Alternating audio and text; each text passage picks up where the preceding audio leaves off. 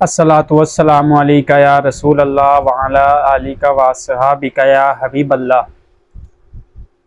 गुज़िश्ता कल जैसा कि मैंने आपके सामने बयान किया था हज़रत तालूत की बादशाहत के मुतालिक कि आप कैसे बादशाह बनाए गए, और साथ में मैंने अपने बयान में ये भी गोशगुजार और अर्ज़ की थी आपसे कि कल के इंशाअल्लाह बयान में आपके सामने अल्लाह ताला के बरगुज़ीदा नबी हज़रत दाऊद अलैहिस्सलाम कैसे बादशाह बनाए गए वो बयान किया जाएगा। क्योंकि हज़रत तालूत की बादशाहत के बिल्कुल साथ ही हज़रत दाऊद अलैहिस्सलाम की बादशाहत का दौर शुरू हो जाता है, और इसी तरीके से हज़रत तालूत के बादशाहत के ज़माने में हज़रत शमूएल अलैहिस्सलाम अल्लाह ताला के नबी और बरगुज़ीदा बंदे हैं। इसी तरह हज़रत शमूएल अलैहिस्सलाम की नबूवत के बाद हज़रत दाऊद अलैहिस्सलाम की नबूवत जो है उसका आगाज़ हो जाता है। जैसा मैंने आपके सामने कल भी बयान किया था, और उसी पर जो है मैं अपने बयान को जारी सारी करते हुए आज आपके सामने हज़रत दाऊद अलैहिस्सलाम की बादशाहत का तज़किरा करूँगा कि आप कैसे बादशाह बनाए गए। कल का बयान अगर आपने सुना हो तो शायद आपको मालूम होगा कि हज़रत तालूत ये हज़रत शमूएल अलैहिस्सलाम की बदौलत बादशाह बनाए गए, और ताबूत सकीना इनकी हिमायत में इनकी बादशाहत की निशानी के तौर पर भेजा गया, बनी इसराइल पर इसका रुजू किया गया।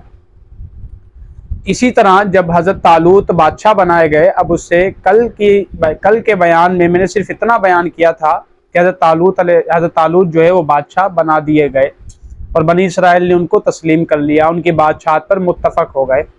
उसके बाद मैंने आगे अपने बयान को ख़त्म कर दिया। आज जो है वो मैं इसी सिलसिले को आगे बढ़ाते हुए आपके सामने बयान करूंगा कि जब हज़रत तालूत बादशाह बनाए गए, हज़रत तालूत बादशाह बनाने के बाद आपका मुकाबला एक काफिर बादशाह जालूत के साथ हुआ। जैसा कि बनी इसराइल में जंगें हुआ करती थी, हमारे आका अलैहिस्सलाम ने भी जंगें लड़ी काफिरों के साथ। इसी तरह हज़रत दाऊद अलैहिस्सलाम के ज़माने में जब तालूत जो है वो बादशाह बनाया गया, उस वक़्त हज़रत दाऊद अलैहिस्सलाम बहुत ही कम उम्र थे, कम सिन थे। तो हज़रत तालूत जब बादशाह बनाए गए तो आपका मुकाबला, आपकी लड़ाई, आपकी जंग एक काफिर बादशाह जालूत के साथ हुई। जालूत बहुत ही मजबूत, कदावर और पुख्ता, जिस्मानी लिहाज से बहुत निहायत ही पुख्तियत और बासलाहियत शख्स था, लेकिन काफिर था, लेकिन उसके अंदर जिस्मानी कुव्वत कूट कूट कर भरी गई थी। अब जालूत के साथ जब हज़रत तालूत का मुकाबला हुआ, जालूत की ताकत का अंदाज़ा इस बात से मुफस्सिरीन किराम फरमाते हैं लगाया जा सकता है कि जो वो खोल अपने सर पर, जिसे हेलमेट कहते हैं, आज हेलमेट कह लें, जो हेलमेट लोहे का पहना करता था उसका वजन ही सिर्फ 300 रितल था। 300 रितल उसका वजन था, यानी बहुत ही वजनी जो वो खोल हेलमेट पहनता था जंग के दौरान, उससे ही आप उसकी कुव्वत का अंदाजा लगा सकते हैं। तो हज़रत तालूत का जब मुकाबला जालूत से हुआ तो हज़रत तालूत ने जंग से पहले ऐलान किया कि जिस शख्स ने जालूत को कत्ल किया तो मैं उसे निकाह में अपनी लड़की भी दूंगा और आधी सल्तनत का उसे मालिक भी बनाऊंगा। तो मुफस्सिरीन किराम फरमाते हैं हज़रत दाऊद अलैहिस्सलाम ये सुनकर आगे बढ़े और अपने आप को हज़रत तालूत की खिदमत में पेश किया और फरमाया कि मैं जो है इंशाअल्लाह बाहुक्म इलाही जालूत को कत्ल करूंगा।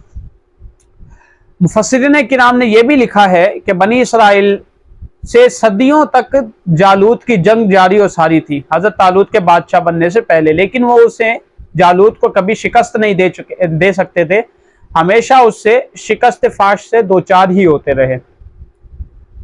तो ये भी रिवायत में आया है कि जब हज़रत दाऊद अलैहिस्सलाम जालूत से लड़ने के लिए जा रहे थे तो रास्ते में आपको 3 पत्थरों का सामना हुआ। एक पत्थर ने आपको पुकार कर कहा, ए हज़रत दाऊद अलैहिस्सलाम मुझे अपने साथ ले लीजिए, मैं हज़रत मूसा अलैहिस्सलाम का पत्थर हूं, आपकी मदद करूंगा।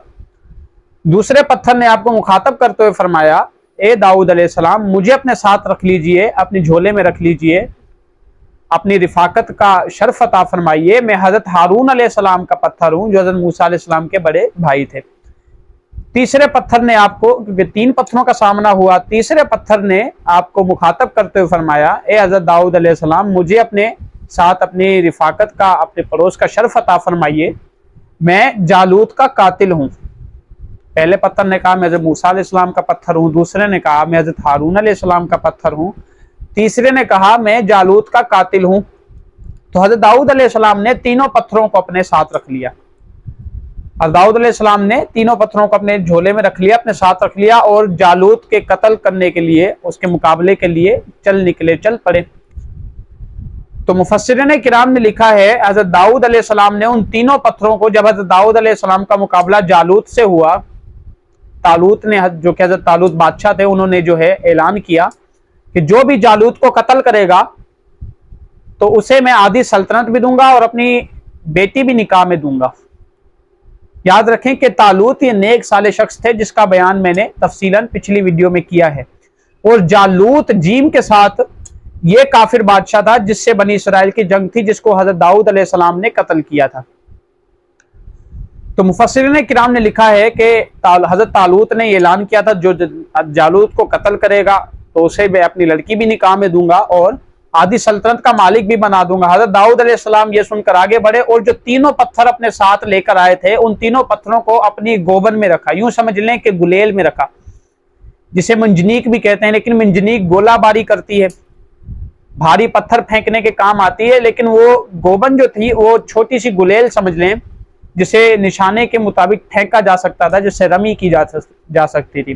تو حضرت داؤد علیہ السلام نے ان تینوں پتھروں کو اپنی گلیل میں رکھ کر بسم اللہ پڑھ کر کھینچا اپنی قوت کے ساتھ اور چھوڑا۔ نشانہ حضرت داؤد علیہ السلام کا اتنا پرفیکٹ اور اتنا درست اور صحیح لگا کہ تینوں پتھر، ایک پتھر جالوت کی کھوپڑی میں اور دو پتھر اس کی ناک میں جا لگے۔ تو جالوت وہ تینوں پتھروں کے لگنے سے ڈھیر ہو گیا، کیونکہ ایک نبی کی طاقت کا کون اندازہ لگا سکتا ہے کہ حضرت موسیٰ علیہ السلام نے ایک قبطی کو پنچ مارا، ایک مکہ مارا تو وہ قبطی وہی مر گیا۔ تو ایک نبی کی طاقت کا کوئی بھی اندازہ نہیں لگایا جا سکتا۔ ایک نبی کو اللہ تعالیٰ 40 جنتی مردوں کی طاقت عطا فرماتا ہے، جیسا کہ روایات بھی اس بارے میں شاہد ہے۔ تو مفسرین کرام نے لکھا ہے نہ صرف جو حضرت داؤد علیہ السلام نے وہ پتھر پھینکے تھے وہ جالوت کو لگے، جالوت کو لگنے کے بعد پچھلی طرف سے نکل کر اس نے 30 سے 40 جالوتیوں کو قتل کیا ان پتھروں نے۔ یعنی اتنی قوت اور اتنی تاثیر تھی ان پتھروں کے پھینکنے میں کہ حضرت داؤد علیہ السلام نے جو پتھر پھینکے اپنی گلیل کے اندر رکھ کر اور بسم اللہ پڑھ کر اللہ تعالیٰ کی قوت اور وحدانیت پر ایمان رکھتے ہوئے حضرت داؤد علیہ السلام نے جو پتھر پھینکے ان کو جو پش کیا تو ان میں اتنی طاقت تھی کہ وہ پتھر جو ہے جالوت کو قتل کرنے کے بعد اس کی پچھلی طرف سے نکل کر 30 سے 40 جالوتیوں کو اس پتھروں نے قتل کیا۔ یہ مفسرین کرام نے لکھا ہے، تفسیر بغوی اور دوسری تفاسیر کے اندر بھی موجود ہے، واللہ عالم۔ تو حضرت داؤد علیہ السلام نے جب دیکھا کہ جالوت ڈھیر ہو چکا ہے، جالوت مر چکا ہے، تو حضرت داؤد علیہ السلام جالوت کی لاش کو گھسیٹ کر حضرت طالوت جنہوں نے اعلان کیا تھا، جن کی جنگ تھی جالوت سے، جو بادشاہ تھے بنی اسرائیل کے، ان کے سامنے پیش کیا اور کہا، فرمایا کہ یہ جالوت کو میں نے قتل کر دیا ہے۔ تو حضرت طالوت علیہ السلام، حضرت طالوت جو بادشاہ تھے، انہوں نے اپنے وعدے کے مطابق آدھی سلطنت کا مالک بھی حضرت داؤد علیہ السلام کو بنا دیا اور اپنی بیٹی بھی حضرت داؤد علیہ السلام کے نکاح میں دے دی۔ تو اس طرح حضرت داؤد علیہ السلام جو ہے وہ آدھی سلطنت کے بادشاہ بن گئے۔ 40 برس تک جو ہے آپ آدھی سلطنت پر حکومت فرماتے رہے۔ اس کے بعد جب طالوت جو ہے اس کا انتقال ہو گیا تو آپ کو مکمل ملک پر جو ہے وہ بادشاہت اللہ تعالیٰ نے عطا فرمائی اور آپ پورے ملک کے بادشاہ بن گئے۔ اور یاد رکھیں حضرت داؤد علیہ السلام ہی وہ پہلے نبی اور پہلے بادشاہ ہیں جن پر نبیوں کے طبقات میں سب سے پہلے جنہیں بادشاہ بنایا گیا۔ حضرت سلیمان علیہ السلام آپ کے صاحبزادے اور فرزند ہیں، تو سلیمان علیہ السلام آپ کے بعد جو ہے وہ بادشاہ بنے، اور یہ بادشاہ حضرت سلیمان علیہ السلام کو حضرت داؤد علیہ السلام کی بطور وراثت آپ کو نصیب ہوئی، عطا کی گئی۔ تو حضرت داؤد علیہ السلام جو ہیں یہ پہلے وہ نبی ہیں جنہیں نبوت اور بادشاہت ایک ساتھ عطا کی گئی۔ ان کے بعد ان کے بیٹے صاحبزادے حضرت سلیمان علیہ السلام کو بھی بادشاہت اور نبوت ایک ساتھ عطا کی گئی، انشاءاللہ اپنے مقام پر اسے بیان کیا جائے گا۔ تو حضرت داؤد علیہ السلام جو ہے پہلے انہیں آدھی سلطنت عطا کی گئی، اس کے بعد جب حضرت طالوت کا انتقال ہو گیا، وصال ہو گیا، وہ اس دنیا سے چل بسے اور اپنے مالک حقیقی سے جا ملے، تو اس کے بعد حضرت داؤد علیہ السلام جو ہے وہ مکمل ملک کے بادشاہ بن گئے، ساری بادشاہت ان کے احاطے میں آ گئی، ان کے مکمل ملک کے بادشاہ بن گئے۔ پھر جیسا کہ میں نے پچھلی ویڈیو میں بیان کیا تھا، حضرت شمویل علیہ السلام اس دور کے نبی تھے. حضرت طالوت تو بادشاہ تھے، حضرت شمویل علیہ السلام اس دور کے نبی تھے. تو جب حضرت شمویل علیہ السلام اپنے خالق حقیقی سے جا ملے، اپنے رب سے جا ملے، ان کا بھی وصال ہو گیا، تو اس کے بعد اللہ تعالیٰ نے حضرت داؤد علیہ السلام کو نبوت سے بھی سرفراز فرمایا. اس وقت حضرت داؤد علیہ السلام کو مکمل بادشاہت بھی عطا کی گئی اور نبوت بھی عطا کی گئی. تو یہ پہلے بادشاہ ہیں جن کو نبوت اور بادشاہت ایک ساتھ عطا کی گئی. تو قرآن مجید فرقان حمید نے اس واقعے کو بیان کیا ہے. چلتے ہیں قرآن مجید فرقان حمید کی سیر کی طرف. تو جیسا کہ میں نے جہاں پر کل آیت مبارکہ چھوڑی تھی وہیں سے انشاءاللہ اس کا بیان ہوگا. ان کنتم مؤمنین سے میں نے یہاں تک پچھلے کل میں نے بیان کیا تھا. آگے جو آیت مبارکہ جب فلما فصل طالوت بالجنود، جب جدا کیا طالوت علیہ السلام نے اپنے لشکر کو، قالا ان اللہ مبتلیکم بنہر، بے شک اللہ تعالیٰ تمہیں ایک نہر سے آزمانا چاہتا ہے. یہ ایک مستقل اور الگ واقعہ ہے. ولما برزوا لجالوت وجنودہ، اور جب آمنے سامنے ہوئے لجالوت وجنودہ، جالوت اور اس کا لشکر، قالوا ربنا افرغ علینا صبرا وثبت اقدامنا وانصرنا علی القوم الکافرین. تو انہوں نے کہا اے ہمارے رب، ڈال دے ہم پر صبر اور ہمارے قدموں کو ثابت قدم رکھ، ہمارے قدموں کو پختگی اور استقامت نصیب فرما. وانصرنا علی القوم الکافرین، اور ہمیں کافر قوم کے مقابلے میں مدد عطا فرما. فہزموہم باذن اللہ. آگے یہاں سے جو ہے حقیقت واقعہ، جو حقیقی واقعہ میں نے بیان کیا تھا، داؤد علیہ السلام نے جالوت کو جو قتل کیا، اس کا قرآن مجید یہاں سے بیان فرماتا ہے وَقَاتَلَ داؤد جالوت. سورہ البقرہ ہی ہے اور پارہ نمبر 2 سورہ البقرہ اور آیت نمبر 249 249 آیت نمبر 249 آیت نمبر 251 آیت نمبر 251 ہے اور سورہ البقرہ. تو اس کے بیچ میں ضمناً یہ واقعہ پوری آیت میں اللہ تعالیٰ نے فرمایا وَقَاتَلَ داؤد جالوت، اور داؤد علیہ السلام نے جالوت کو قتل کیا، وَآتَاهُ اللَّهُ الْمُلْكَ، اور اللہ تعالیٰ نے آپ کو بادشاہت عطا فرمائی، وَالْحِکْمَةَ، اور حکمت یعنی نبوت عطا فرمائی، وَعَلَّمَهُ مِمَّا يَشَاءُ، اور اللہ تعالیٰ نے ان کو تعلیم دی، ان کو علم سکھایا، مما یشاء، اس سے جس سے وہ چاہتا تھا، جس سے اللہ تعالیٰ نے اپنی مشیت کا ارادہ فرمایا، اس سے اللہ تعالیٰ نے انہیں علم عطا فرمایا.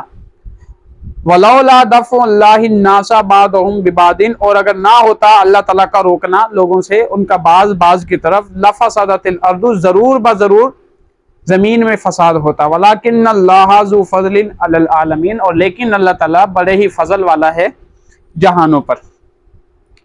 تو یہ آیت کریمہ سے کچھ مسائل جو ہیں وہ ثابت ہوتے ہیں، جن میں سے مختصرانہ میں آپ کے سامنے عرض کر دیتا ہوں. کہ پہلا مسئلہ اس سے یہ بھی ثابت ہوتا ہے کہ اللہ تعالیٰ اپنے نبی اور اپنے صالحین کو ہمیشہ بلندیوں کے مراتب اور منازل پر فائز فرماتا ہے. جیسے آپ دیکھ لیں حضرت طالوت پچھلی ویڈیو میں، آپ جو ہے وہ دباغت کھالوں کو سکھا کر انہیں بیچ کر اپنا گزر بسر کیا کرتے تھے. اسی طریقے سے حضرت داؤد علیہ السلام بھی جو ہے وہ اول جب کمسن تھے، جب آپ نے جالوت کو قتل کیا، اس وقت حضرت داؤد علیہ السلام بھی کمسن تھے اور بکریاں چرایا کرتے تھے. بکریاں چرانے کے بعد آپ جب بادشاہ بنے، پھر بھی آپ نے بادشاہت پر اپنا گزر بسر کو موقوف نہیں کیا. پھر بھی آپ کو اللہ تعالیٰ نے اتنا عظیم الشان معجزہ عطا فرمایا کہ آپ کے ہاتھ میں لوہا جو ہے وہ موم کی طرح نرم ہو جایا کرتا تھا. آپ جب بھی کسی لوہے کو چھوتے تھے، پکڑتے تھے، تو وہ موم کی طرح بالکل ہی نرم ہو جایا کرتا تھا. اللہ تعالیٰ نے آپ کو لوہے کو نرم کرنے کا ہنر اور فن سکھایا، جس سے آپ زرہیں بنایا کرتے تھے. جنگ کے لیے جو سامنے لباس ہوتا ہے وہ زرہ بنا کر آپ فروخت فرمایا کرتے تھے اور اپنا گزر بسر کرتے تھے. یعنی آپ نے بادشاہت پر صرف موقوف نہیں فرمایا کہ بادشاہت اب حاصل ہو چکی ہے تو اب جو ہے وہ کمانے کی کوئی ضرورت نہیں. یعنی بیان کرنے کا مقصد یہ کہ اللہ تعالیٰ کے صالحین ہمیشہ سے انہوں نے رزق حلال کو اختیار فرمایا، ہمیشہ سے رزق حلال کو انہوں نے چنا، ہمیشہ وہ رزق حلال پر پابند رہے. کیوں؟ اس لیے کہ آقا علیہ السلام نے ارشاد فرمایا کسب الحلال فریدۃ بعد الفریدۃ، رزق حلال کمانا یہ فرض ہے، فرض نماز دیگر فرائض کے بعد.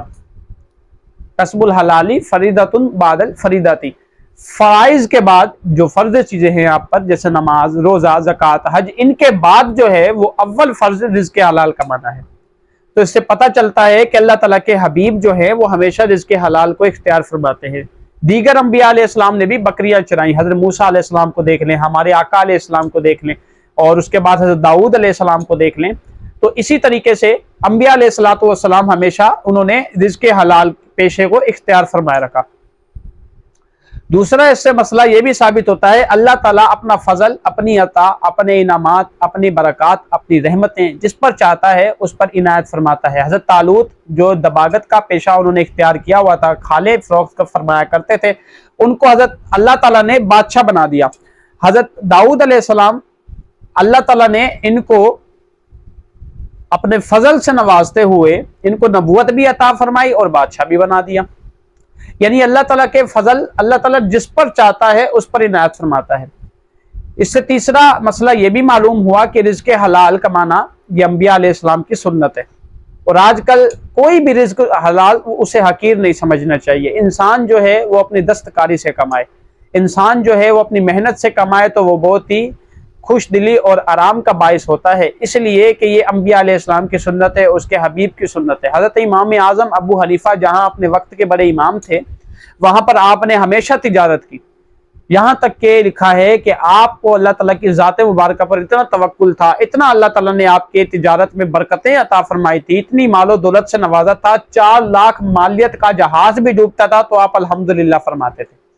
یعنی اتنی مالیت کا جہاز بھی آپ کو نقصان ہوتا تھا پھر بھی آپ الحمدللہ فرماتے تھے۔ کیوں؟ صرف اس لیے کہ توکل کی اعلیٰ مثال آپ نے قائم کی کہ اللہ تعالیٰ کی حکمت عملی ہوگی اس معاملے میں بھی، جو اللہ تعالیٰ نے میرے ساتھ یہ معاملہ درپیش فرمایا ہے، مجھے یہ معاملے سے 2-4 فرمایا ہے، تو اس کے اندر بھی کوئی ایک حکمت عملی پوشیدہ ہوگی، پنہا ہوگی، جو مجھے میری عقل و سمجھ سے بالا تر ہے، میری عقل و سمجھ سے فائق ہے۔